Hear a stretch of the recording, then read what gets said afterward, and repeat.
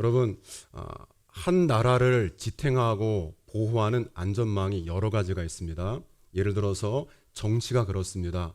그리고 외교, 국방, 경제, 교육, 또 복지, 이 모든 것들은 한 나라를 정말 강하게 지키고 붙들어주는 방어벽이 되고 안전장치가 되는 것이죠. 뉴스를 들어 잘 아시겠지만 지금 이스라엘이 전쟁 상황입니다. 참 안타까운 일입니다. 더군다나 우리 기독교인들에게는 성지지요. 평화의 왕이신 예수 그리스도가 그곳에 오셔서 복음이 시작된 곳, 우리가 기도할 때 전쟁이 그치고 참 평화가 임하기를 간절히 기도하는 우리 성도가 되기를 원합니다. 여러분, 나라도 그렇게 안전망이 튼튼해야 잘 유지가 되고 백성들이 또 평화롭게 생활할 수 있는데, 우리 신앙생활에서도요 지켜야 될 게 참 많이 있습니다. 오늘 주일 예배를 드리시는 것처럼 주일을 지키시고, 우리 성도들의 각자의 헌신과 사역의 자리 잘 지키시는데, 성경에 보면은요 그 모든 것들보다 더욱더 무엇을 지키라고 말씀하셨을까요? 그렇죠. 더욱더 내 마음을 지키라고 말씀하셨습니다. 잠언 4장 23절에 보면 무릇 지킬 만한 것 중에, 지금 말씀드린 이 여러 가지를 지켜야 되겠지만은 그 무엇보다 내 마음을 지키라. 왜냐하면 생명의 근원이 이에서 남이니라. 여러분, 마음을 지키는 것이 곧 무엇을 지키는 것입니까? 생명을 지키는 것이다 라고 말씀하고 있습니다. 다른 성경을 보니까요, 두 눈을 부릅뜨고 내 마음을 지키라. 두 눈을 부릅뜨고 우리의 어떤 재정이라든지 내 육신의 건강을 돌보는 것이 아니라 두 눈을 부릅뜨고 뭘 지키라고요? 내 마음을 지키라. 말씀을 마음속 깊이 간직하면서 하나님의 말씀으로 우리의 마음을 보호하고, 하나님의 말씀이 우리의 신앙생활의 울타리가 되게 하고 그 말씀에 순종하며 살라는 것이 우리 주님의 가르침입니다. 그렇다면 왜 이렇게 성경에서 마음을 강조할까요? 여러분, 말씀을 받는 마음의 태도에 따라서, 저와 여러분들의 신앙의 마음밭에 어떤 그 상황에 따라서, 상태에 따라서 이 가을에 결실 여부가 결정이 됩니다. 여러분, 농부가요 봄에 씨앗을 뿌리고 또 한 해 동안 농작물을 잘 가꾸고 떼약볕 아래에서 태풍이 지나가더라도 정말 최선을 다해서 수고했을 때 수확의 계절에 열매를 거둡니다. 그런 것처럼 저와 여러분들의 신앙의 열매는요 마음의 상태에 따라서, 마음의 상황에 따라서 결실 여부가 좌우되는 것입니다. 같이 한번 우리 1절 읽겠습니다. 예수께서 다시 바닷가에서 가르치시니 큰 무리가 모여들거늘 온 무리는, 아멘. 이 말씀을 마음에 담기 위해서 많은 사람들이, 큰 무리가 인산인해를 이루었는데요, 얼마나 많은지 예수님께서 그들에게 말씀을 전할 수가 없어서 그 모든 사람을 육지로 다 모이게 하고 예수님은 바닷가에서 배를 타고 약간 그 무리와 떨어져서 말씀을 전했습니다. 숫자는 안 나와 있지만 큰 무리, 성경의 번역을 보니까 인산인해를 이루었습니다. 베스다 광야 들녘에서 예수님이 오병이어 기적을 베풀어 주셨을 때 남자 장정만 5,000명, 가족을 다 합치면 약 2만 명이 넘는다라고 하니까요, 이 큰 무리도 글쎄요 그와 비슷한 무리가 숫자가 아니었을까 생각을 해봅니다. 그런데요, 우리 이어서 10절 한번 읽겠습니다. 10절입니다. 예수께서 홀로 계실 때 함께한 사람들이, 아멘. 중간에 본문은 좀 말씀을 드릴게요. 그런데 여러분, 그렇게 예수님 말씀을 들으려고 온 무리가, 큰 무리가 나와서 말씀을 들었는데, 그 말씀을 들은 다음에, 오늘 비유의 말씀을 들은 다음에 사람들이 다 떠나갔습니다. 다 자리를 이제 떠나서 집으로 돌아갔는데, 그 중에 몇몇 사람들이 예수님의 제자들이랑 더불어서 예수님께 찾아와서, 예수님, 조금 전에 큰 무리 가운데 저희가 말씀을 들었습니다. 씨 뿌리는 비유를 들었는데 그 비유가 어떤 말씀입니까? 그러면 그 말씀을 가지고 제가 구체적으로 어떻게 살아야 됩니까? 라고 물으러 온 사람들은 적었습니다.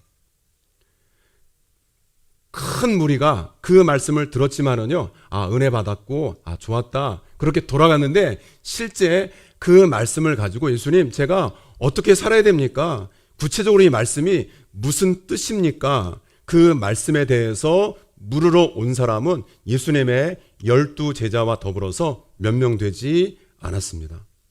여러분, 예수님은 하나님의 나라에 대해서 비유로 쉽게 말씀을 전하셨죠. 이 비유라는 것은 어떤 사실에 대해서 좀 이해를 돕기 위해서 오늘 같은 경우는 농부의 씨 뿌리는 비유를 통해서 좀 더 쉽게 하나님 나라에 대해서 설교에 대해서 말씀에 대해서 전하시는 것입니다.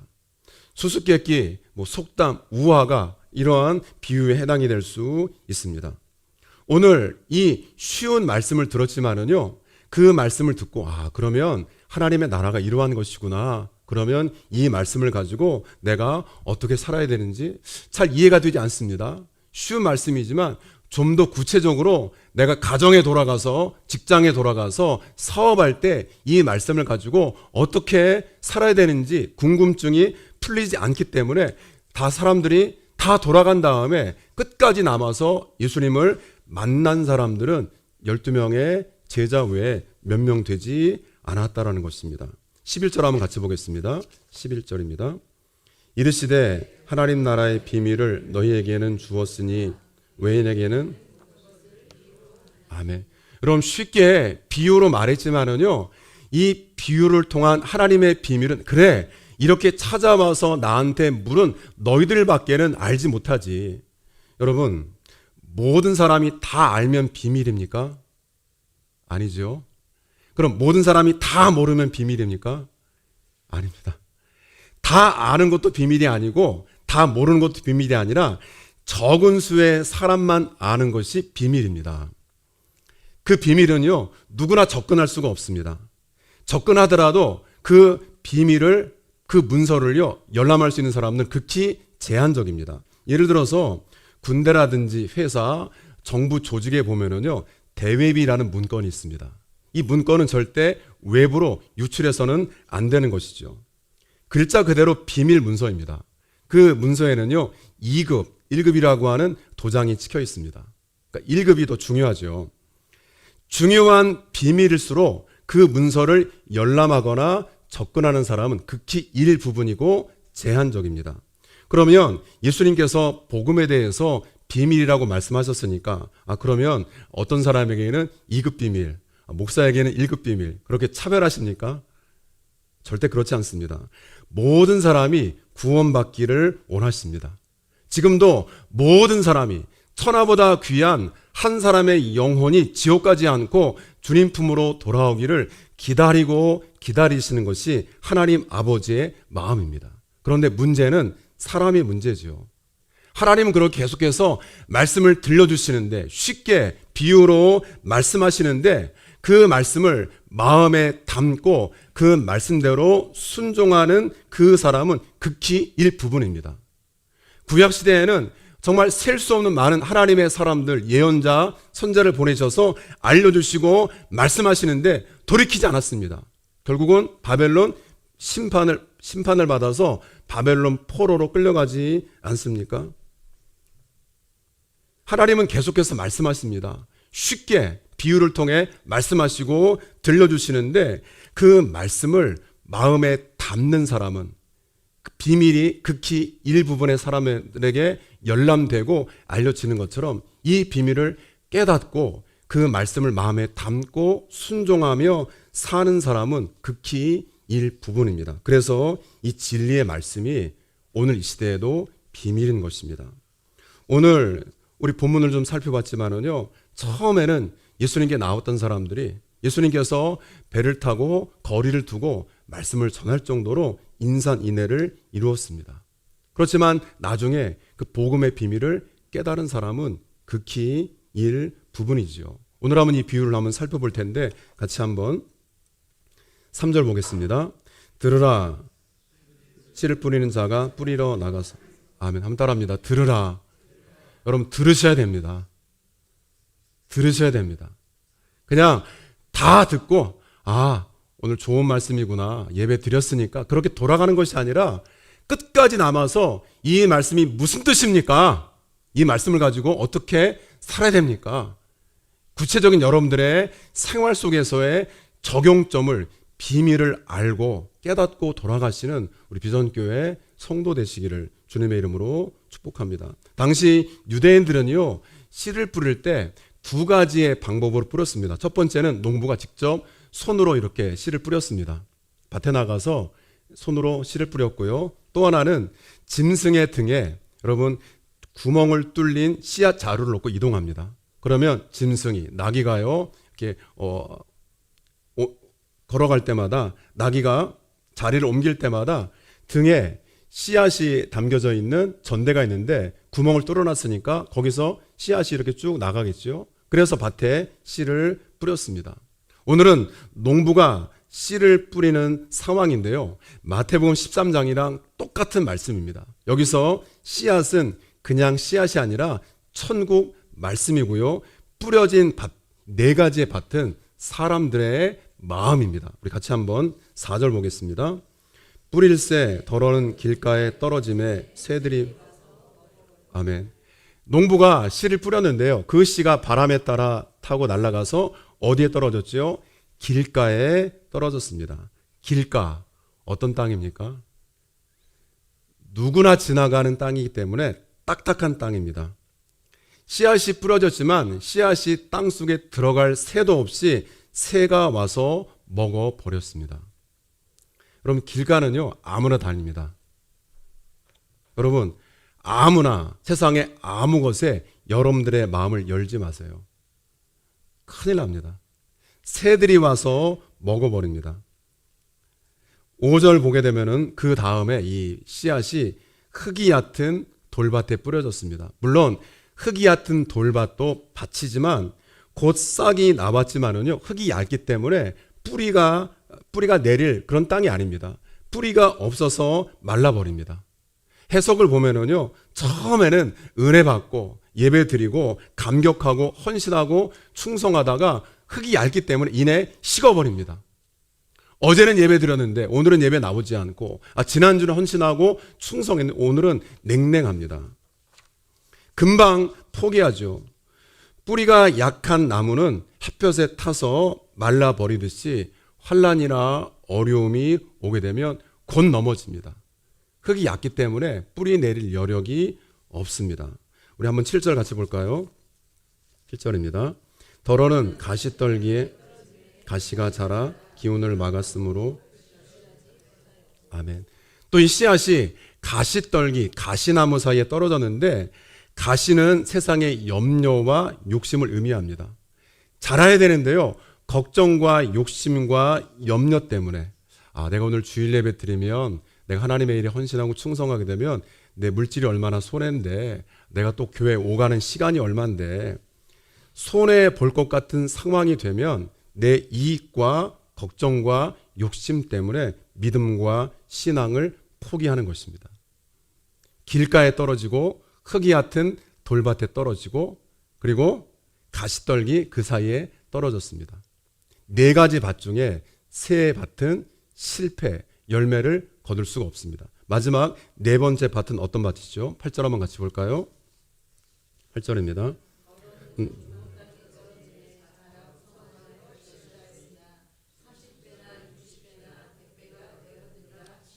한번 따라합니다. 덜어는. 그럼 제 말이 아니라 성경 말씀이에요. 덜어는. 그 중에 일부는, 덜어는. 큰 무리가 예수님 오신데 오늘 교회 가야지, 다 와서 예배를 드리고 은혜 받고, 그런데 끝까지 주님, 제가 이 말씀 가지고 어떻게 살면 좋겠습니까? 하나님의 뜻은 무엇입니까? 남아서 이 말씀이 이런 뜻이군요.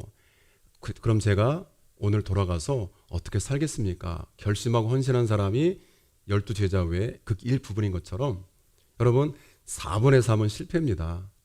오늘도 그렇습니다. 덜어는, 우리가 다 겉보기에는요, 좋은 땅, 좋은 밭처럼 보이지만 저를 포함해서요, 4분의 3은 실패합니다.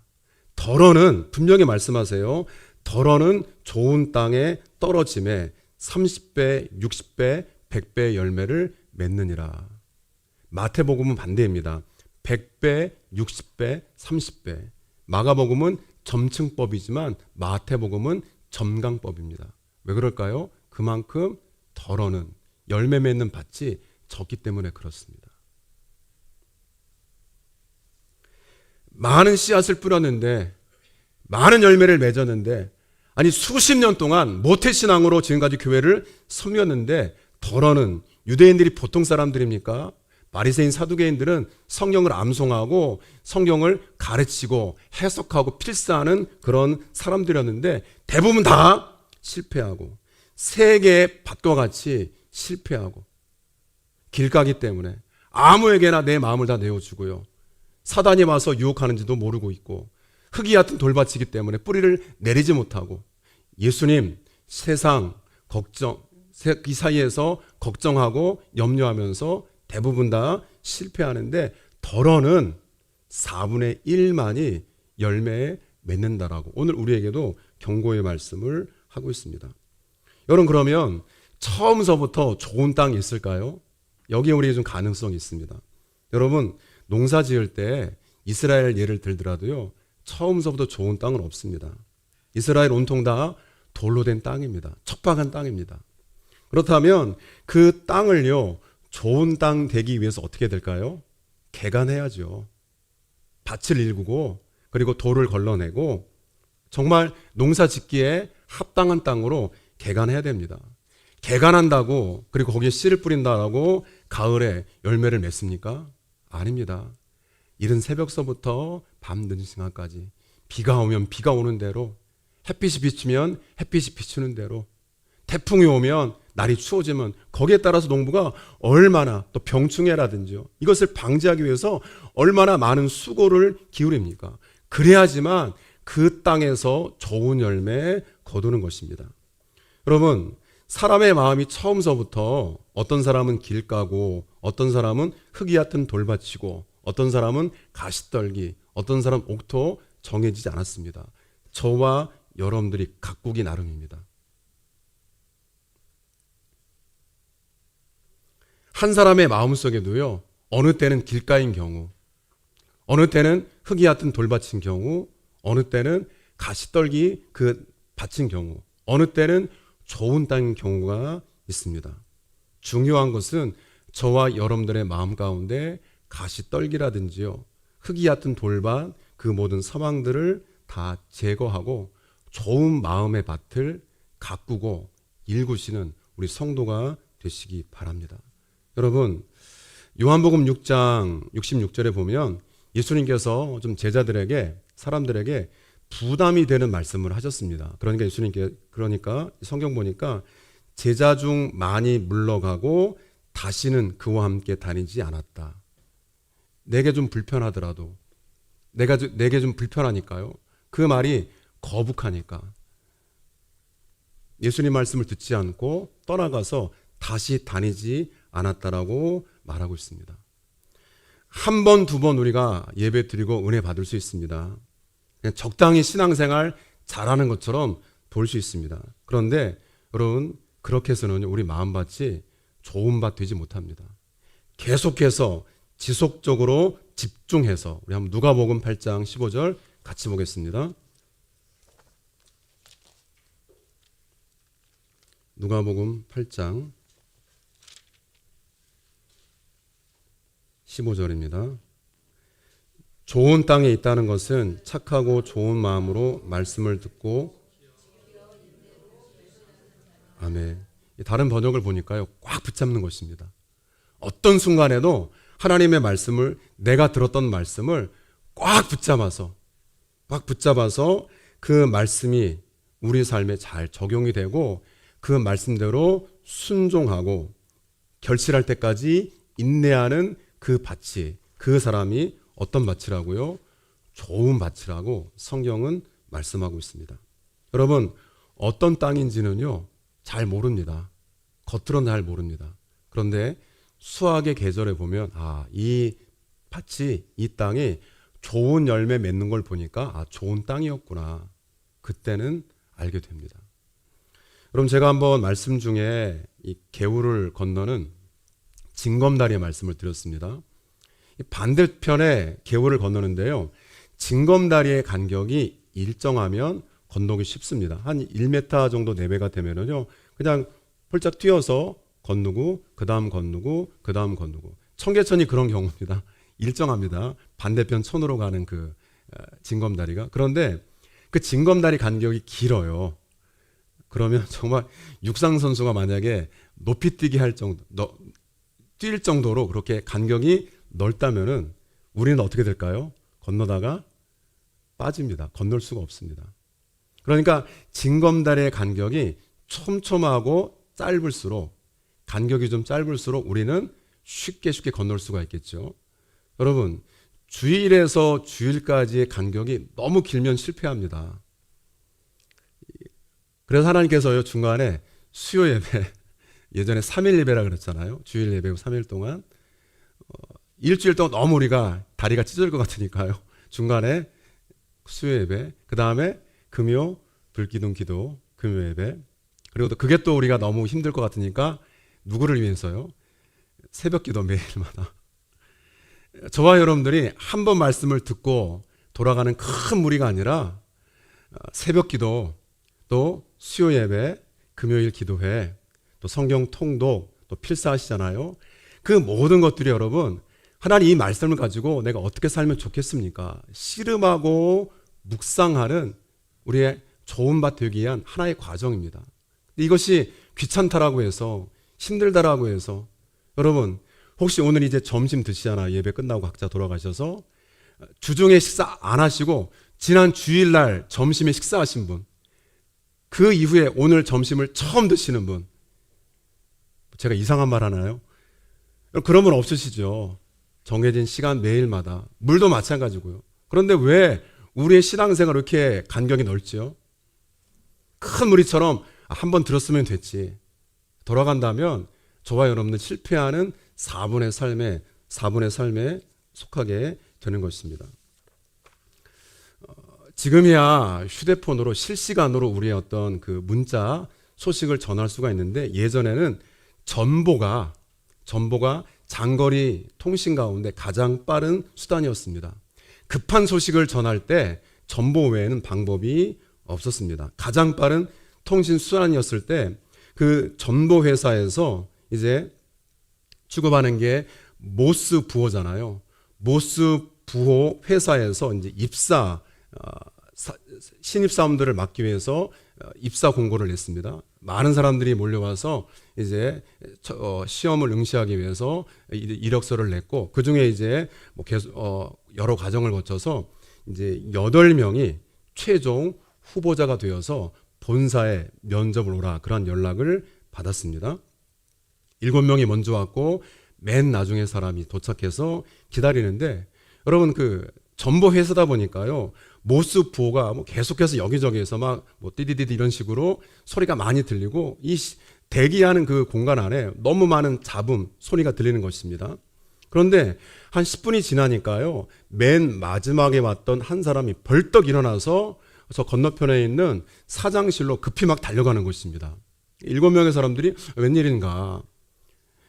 얼마 정도 시간이 지나서 그 사람이 사장과 더불어서 나왔습니다. 그리고 기다리고 있던 그 모든 이제 대기자들에게, 여러분 오늘 채용이 다 끝났습니다. 양해해 주시기 바랍니다. 제 옆에 서 있는 이 사람이 마지막 최종 우리 신입사원으로 결정이 되었습니다. 기다리던 사람들이 불평합니다. 아니, 저 사람은 제일 늦게 왔고, 물론 정해진 시간이지만 제일 늦게 도착했고, 우리는 지금까지 기다리면서 지금 인터뷰, 면접을 기다리고 있는데 이게 무슨 일입니까? 그랬더니 이 사장이 이렇게 말합니다. 여러분들이 앉아있는 그 몇 분 동안 계속해서 이 공간 안에 모스 부호가 전보가 통신되고 있었습니다. 그 내용은 만약 당신이 이 메시지를 받는다면 반드시 바로 사무실로 오십시오. 사장실로 오십시오. 그러면 당신은 채용될 것입니다. 여러분, 이 사람들이 입사하려는 회사가 무슨 회사죠? 전보회사. 들어가니까 그 계속해서 급한 정보를 전하기 위해서 모스부호가 시끄러웠습니다. 잡담도 있었겠죠. 그런데 그 가운데 한 사람만이 잡담 가운데 많은 소리 가운데 그 소리를 듣고 즉시 사장실로 뛰어갔을 때 그 사람만이 채용이 된 것입니다. 여러분, 오늘도 하나님은 끊임없이 우리들에게 말씀하십니다. 우리가 못 듣는 것입니다.